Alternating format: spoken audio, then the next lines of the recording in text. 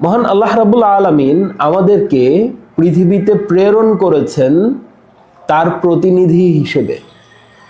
এর আগে আমরা কোথায় ছিলাম এই বিষয়টা সম্বন্ধে আমরা ইসলামিক স্ক্রিপ্টের মধ্যে যেটা পাই সেটা হচ্ছে মানুষ পৃথিবীতে আসার আগে আলমে আরওয়াহতে, মানে হচ্ছে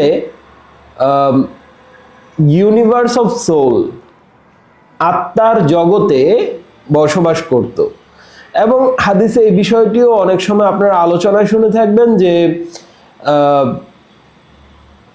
সোলের জগতে যে যে ব্যক্তির বন্ধু ছিল সে পৃথিবীতে এসে সেই ব্যক্তির বন্ধু হয়।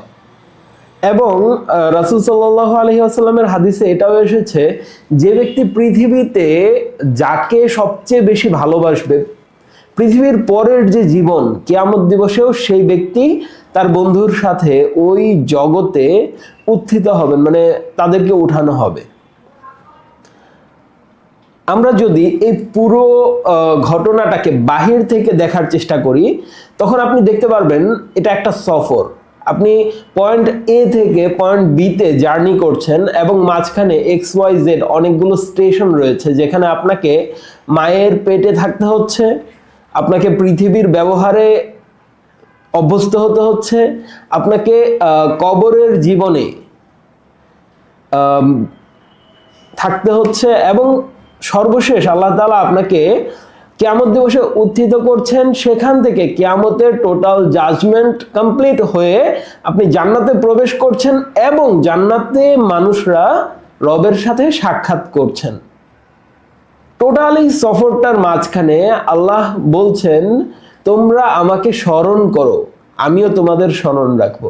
আমাদের প্রত্যেকের আল্লাহকে স্মরণ রাখতেই হবে, কারণ এই জার্নিটার শুরুও তার ইচ্ছাতে এবং শেষটাও তার ইচ্ছেতে।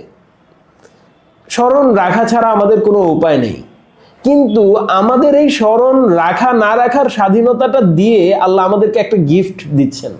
সেই গিফটটা হচ্ছে আমরা যদি আল্লাহকে স্মরণ করি তিনিও আমাদেরকে স্মরণ করবেন।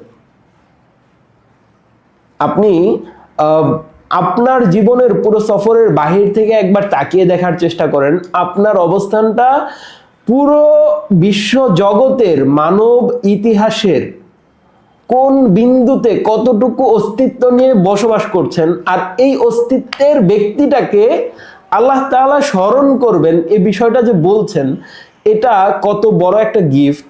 আপনি নীরবে যদি নিজেকে রিয়ালাইজ করতে চান তাহলে কেবল আপনার কাছে এটা স্পষ্ট হয়ে আসবে ইনশাআল্লাহ।